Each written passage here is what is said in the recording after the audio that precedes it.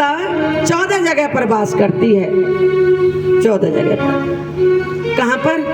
5 ज्ञानेंद्रिय, 5 कर्मेंद्रिय, मन, बुद्धि, चित्त, अहंकार। इन 14 जगह पर अगर अज्ञानता है तो पूतना प्रवेश कर जाएगी।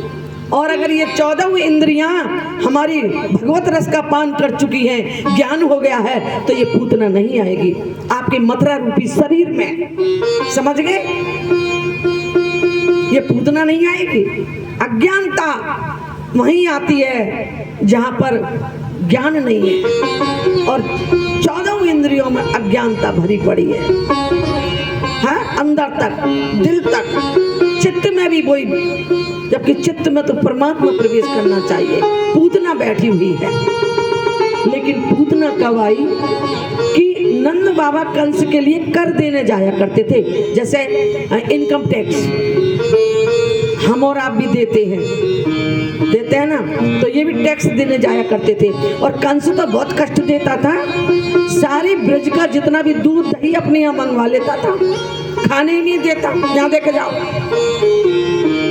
तो टैक्स देने गए थे। जब टैक्स देने गए तो टैक्स के साथ में उन्होंने लाला हुआ है, तो उनके लिए उपहार लेकर के गए थे कंस के लिए। कौन? उपहार। नंद बाबा जब उपहार दिए तो क्या कहा कि बुढ़ापे में लाला हुआ है। तो कंस ने आशीर्वाद दिया कि तुम्हारा लाला बहुत बलवान हो, बड़े बड़े योद्धाओं को, वीरों को मारे। उन्हें क्या पता मेरा ही काल है। कंस से ही आशीर्वाद ले आए, उन्हें क्या पता मेरा ही काल है। नंद बाबा ऐसे है कि शत्रु से भी आशीर्वाद ले लिया। ऐसा व्यवहार हो कि शत्रु से भी आशीर्वाद। नंद कहते हैं जो औरों को आनंद प्रदान करे उसको नंद कहते हैं। उन्होंने कंस को जाकर के आनंद प्रदान किया कि लो ये उपहार, बुढ़ापे में लाला हुआ है। आशीर्वाद कंस से ले लिया। और जब वापस आए तब वसुदेव जी मिले। तब उन्होंने कहा आजकल ब्रज में बहुत उत्पात हो रहे हैं, तुम यहाँ घूम रहे हो, जल्दी जाओ। तब पीछे से पूतना आई थी। नंद बाबा उस समय नहीं थे गोकुल में। बताइए, तो छठी पूज रही है, पूतना चली आई। नंद बाबा तो यशोदा मैया लाला को पालने में खिला रही है। पूतना कैसी बन के आई? तन का श्रृंगार, ऐसी बेड़ी चोटी, ब्रज में ऐसी, यानी बिल्कुल मिश्रानी बन के आई। जैसे मिश्रानी हो कोई, बेड़ी बंधी हुई, उभरे हुए स्तन है और नितंब उभरे हुए हैं। शरीर ऐसा जैसे कोई मिश्रानी चली आ रही हो, मथुरा की कोई बड़ी चौबन। और यशोदा तो बेचारी सीधी सादी, उन्होंने सोचा कि कोई ब्रज की कोई सज्जन नारी आ रही है, सज्जन स्त्री आ रही है, कोई गोपी आई है, वेलकम किया है, आओ आओ। इतनी विलंब कैसे हो गया? सब चली गई थी, छठी पूज के बाद में आई है अकेले। तब उन्होंने कहा कि तेरा लाला तो यशोदा बड़ा सुंदर है। अरे मेरा नहीं है ये, मेरा नहीं है ये, तुम्हारा ही है। लो, तुरंत दे दिया। और नाम भी तो यशोदा है। यशांश ददाति इति यशोदा, जो औरों को यश प्रदान करे उसको कहते हैं यशोदा। और कृष्ण का एक नाम और है यश, जो औरों को यश प्रदान करे उसको कहते हैं यशोदा। अब आप भी तो ये यश प्रदान कर रही हो औरों को, तो तुम यशोदा से कम नहीं हो, ताली बजानी पड़ेगी। जो औरों को यश प्रदान करे, भगवान कृष्ण का गुण है यश। भगवान कृष्ण के 6 गुण बताए हैं। कौन कौन से? 12 स्कंद हैं भागवत में और 6 गुण हैं। पहला है यश, ऐश्वर्य, ज्ञान, ब्रह्मचर्य, वीर्य और लक्ष्य, लक्ष्मी, श्री, यानी ये 6 गुण और 12 स्कंद है। बांट लो 2 छक्की 12, प्रत्येक स्कंद में 1 गुण। और ये बात रुक्मणी जी के पत्र में है।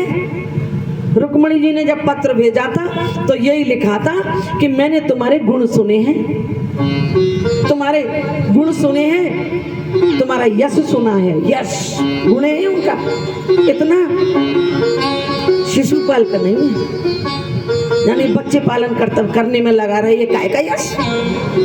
यश तो तुम्हारा है। बच्चे तो कृष्ण के भी कम नहीं है, लेकिन फिर भी यश है। इसलिए तो यश और ऐश्वर्य भगवान कृष्ण का। अब आप भी अगर कृष्ण के साथ रहोगे तो आपके ऐश्वर्य में कमी नहीं रहेगी। आप जरा इधर भी देख लीजिए, ये इतना ऐश्वर्य क्यों? जिसके साथ रहेंगे तो क्या वो ऐश्वर्य नहीं देगा? क्या वो यश नहीं देगा? क्या वो ज्ञान नहीं देगा? क्या वो श्री नहीं देगा? क्या वो ब्रह्मचर्य नहीं देगा? 6 गुण जिसके साथ रहोगे वो अपने गुणों को प्रदान कर देता है। 6 गुण। इसलिए यशोदा, यशांश ददाति इति यशोदा, जो औरों को यश प्रदान करे उसको यशोदा कहते हैं। तुरंत दे दिया यशस्वी पुत्र। और लेकर के पूतना ने उस बालक को, कृष्ण को गोद में लिया और अपना स्तन मुख में दे दिया, अपना स्तन मुख में दे दिया। भगवान कृष्ण ने स्तन को मुख में लिया लेकिन नेत्र बंद कर लिए। यहाँ पर बड़े बड़े विद्वानों ने शंका प्रकट की है कि भगवान कृष्ण ने नेत्र बंद क्यों कर लिए पूतना को देखकर। होती है बात, खोलने चाहिए, देखना चाहिए था, बंद क्यों कर लिए? तो किसी विद्वान ने कहा कि शायद भगवान कृष्ण ने इसलिए नेत्र बंद कर लिए कि अगर भगवान कृष्ण नेत्रों से मिला लेते, पूतना से नेत्र मिल जाते तो पूतना को ज्ञान हो जाता, ज्ञान हो जाता। तो दूसरी महात्मा ने कहा कि ये बात नहीं है, अगर ज्ञान हो जाता भगवान के नेत्रों से मिलाने से तो दुर्योधन को ज्ञान क्यों नहीं हुआ? दुर्योधन बार बार सामने आता था। हाँ, ये बाल रूप में है तो वो यौवन अवस्था में थे, तब ज्ञान क्यों नहीं हुआ? ये बात नहीं है। तीसरे ने कहा कि शायद नेत्र इसलिए नहीं मिलाए कि भगवान सोच रहे हैं मैं आया तो मक्खन खाने हूँ और तुम मुझे विष खिला रहे हो, इसलिए वो सोच रहे। बोले नहीं नहीं, ये बात नहीं है, बात कुछ और ही है। बोले क्या? बोले भगवान सोच रहे हैं, भगवान के नेत्र और ये दोनों नेत्र चंदा और सूरज हैं। हमारे शरीर को भी आप देखोगे तो हमारे शरीर में प्रत्येक अंग पर देवताओं का वास है, नेत्रों पर चंद्र सूर्य है। तो चंद्र सूर्य ने सोचा, नेत्रों ने सोचा, ये चंदा सूरज है, इन्होंने सोचा कि ये पूतना है, अज्ञान